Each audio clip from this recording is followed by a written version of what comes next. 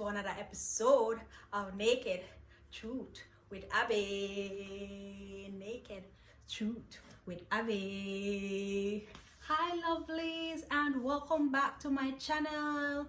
If you're new here, thank you for logging on. I hope you stay. I hope you join the family. And for my subbies, love and love always. Welcome back, guys. And you don't know, I got nothing but loving for you all. Yes. And yeah, I'm in my Bantu knots today, what we call in Jamaica Chinese bumps. And man, I hated this style when I was a child. I was bullied too much for this style. I hated it. I didn't want it in my hair because I would get picked on just because I had this in. But yeah, guys, last week we spoke about elevating yourself through your mindset and what you say to yourself and stop being your own enemies. This week I want to talk about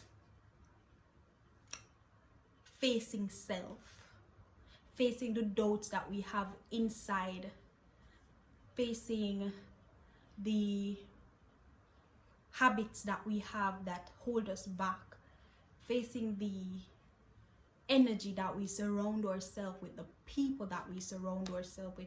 I remember last week I said to you, if there's something that is hindering you from being great, let it go.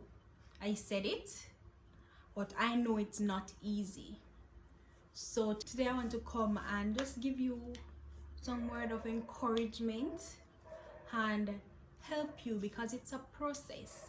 Letting things go, letting the habits go that doesn't feed our purpose, letting people go that doesn't feed our purpose. I'm not going to say that it's easy, it's hard, because I for one used to try to force relationships with family that wasn't there. It was there when we were children, but we grew apart, and I didn't like that.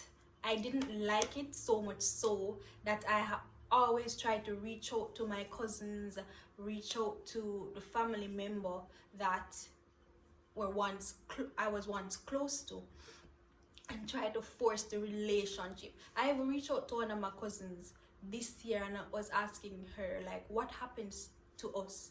It really hurt my feelings that we don't talk. We see each other, look into each other's eyes, and we say nothing. Sometimes we give a fainted smile, a fake smile, and it was just that. And it didn't sit well with me, so I reached out to her and we started talking, and it was okay, but that connection wasn't there anymore.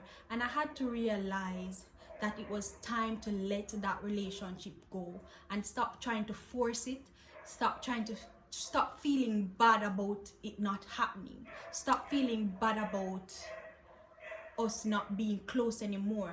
And once I started to change how I was looking at it, I realized that slowly I started to let go. And it was like that person would come to my mind and I didn't feel the urge to text them or ask them how they were doing or just check up on them and hold.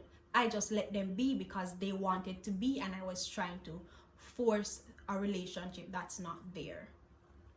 And sometimes I think about the person and the urge is there to text them, but I said to myself, no.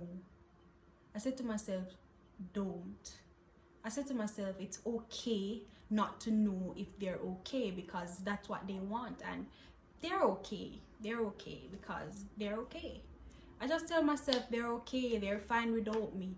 And it's not a toxic relationship with me and that person, but it just doesn't intertwine. And she even said to me that we have grown apart, we are trying to find ourselves, and sometimes it doesn't include the other person. And it's true. She might not say it in those said words, but it's true.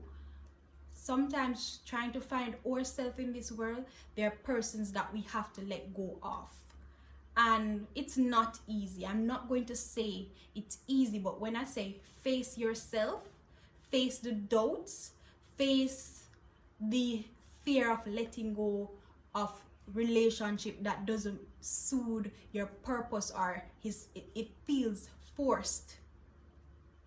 It's hard, but you have to face it. If you don't face it, you'll be in that cycle going over and over and on, and nothing will change. You have to face it. And you might face it hurt, you might face it feeling down, you might face it feeling sad. But the big thing is you have to face it. You have to face it. And as my little question says, you have to choose happy. Because when you're forcing something, when you're forcing a relationship that doesn't really work, you're constantly putting in all the effort and there's no effort coming back to you. It drains you as a person. It drains your happiness. It drains the joy that you get or you want to get from the relationship. So I'm just here to say today, it's not only by, well, it has to do with the mind too, because by facing it, you're using your mind to say, I don't have to reach out to that person, or I don't have to do this today. I have a bad habit and it's draining my energy. I don't have to. My bad habit is trying to force relationships, and it's forced, and their relationship with persons who don't want the relationship with me. So it all intertwines. That's my bad habit. I will try to force relationships with family and friends, and then I realize that no, it cannot be one-sided. And it's not that I feel lonely when I'm alone, or I feel like I need somebody. Well, we do need people, but it's not like when I'm alone I'm unhappy, because I find joy being with myself. And sometimes when I'm around too much people, I start to isolate myself, and I start to feel, let's say, I'll get annoyed and stuff like that. Those are habits too that I need to drop, because when there are good people around me, spending their time with me and loving me like the love I didn't have, it's new to me. So I try to, I'm not used to it. Let's say that I'm not used to that love, and then it feels so weird. I feel so out of place until I start isolating myself, and I start having thoughts in my mind like, ooh, I've had enough. I don't know if you're getting what I'm saying, but go back on track, Abby. Okay.